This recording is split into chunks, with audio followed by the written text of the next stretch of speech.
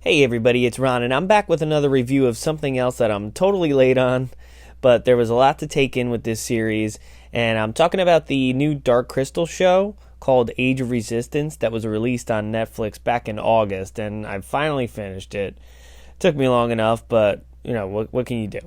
So for those who don't know, this is a prequel to the Dark Crystal, which came out in the 80s, and it has a pretty big cult following. That movie has been on Netflix for a while, and I remember watching it for the first time in 2015. I didn't think much of it back then.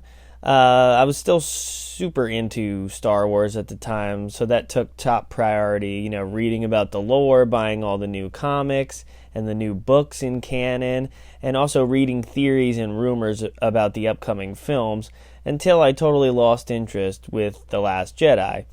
So, when the trailer came out for this new Dark Crystal series, I was intrigued because I'm just hungry for something that I can do a deep dive with. And I don't know, I think it might be this franchise. There are plenty of comics and books I can check out to explore this world, and so far I'm pretty into it. I like franchises like this that have a lot of background on characters and history that I can get lost in. And like I said, I've been itching for something like that ever since I kind of fell out of love with Star Wars. So I made the mistake of watching the first 3 episodes of this show without rewatching the original movie. I know it probably doesn't matter, but after not getting into it and being kind of confused, I stopped and watched the original Dark Crystal again, and I really enjoyed it the second time. The score is beautiful and the puppets are really well done, obviously because it's a Henson production, and I was really sucked into the world this time around. So the series takes place on a world called Thra, and from what I gathered, beings called the Urskeks showed up from a different planet and merged into 2 separate beings, the Skeksis, who are the villains, and the Mystics, who chant like monks and walk really slow. But the other species, or whatever you want to call it, is the Gelfling, who are native to the planet Thra. And I'm glad I went back to watch the original because I forgot that there were only 2 left at this point in the timeline. 2 Gelfling. So yeah, it centers around a male Gelfling named Jen and a female named Kira. And they team up to bring a shard of crystal over to the Dark Crystal to fulfill a prophecy. The only problem is that the crystal is in the possession of the Skeksis, who at this point think they've wiped out all the Gelfling, which makes the Netflix series a little somber because now we know eventually all the Gelfling will be killed. But I think it'll be fascinating to see how they get there, if there are more seasons. I'm not sure yet. So forgive me if I'm getting any of this info wrong. I'm definitely a newbie to this series, and I'm just going from memory. So yeah, the movie was solid. I was really in the mood for a fantasy adventure, so this was a good pick. And it's cool that the series is out now too, because watching the Netflix show was a lot better after watching the movie, for me at least, because I picked up on a lot of things, and it was also interesting to see Aughra in 2 different time periods. She's a being that was basically created by the world of Thra to be the planet's eyes, and basically she's a really good character. I like that she has an attitude the whole time in both the show and the movie, but she's also very noble and protective of Thra and the Gelfling.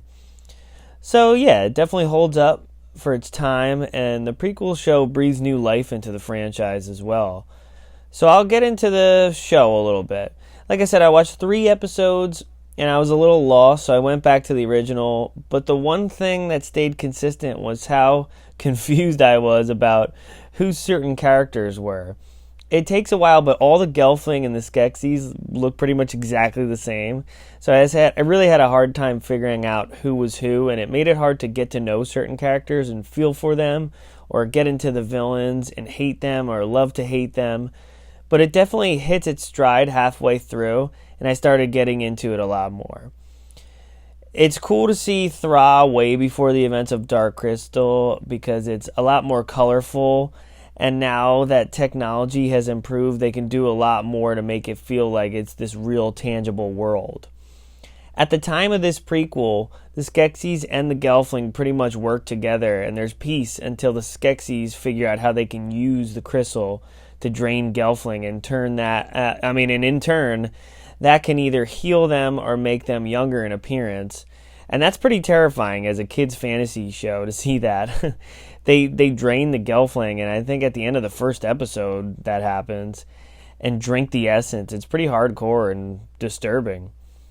So basically the whole season revolves around this one Gelfling named Rian, who basically gets framed by the Skeksis, and the rest of the Gelfling think he killed one of their own. So he's on the run, and he gets help from a girl named Deet. Luckily, about halfway through the series, he does this thing called dream fasting with a couple other Gelfling, and they slowly start to believe him because they could see, what exactly happened. I gotta say, by the last episode, I started getting really into it, and I felt the stakes of that last battle. The puppet work got better and better each episode, and I can honestly say that I'm looking forward to a season 2, and I'm pretty sure they'll get one. In the meantime, I might check out some of the books and comics because some of them take place even before this show, so that could be fun to go through them and learn some more about this world. So let me know what you guys think about Dark Crystal as a franchise, and be sure to like and subscribe if you're digging the content. Thanks for listening.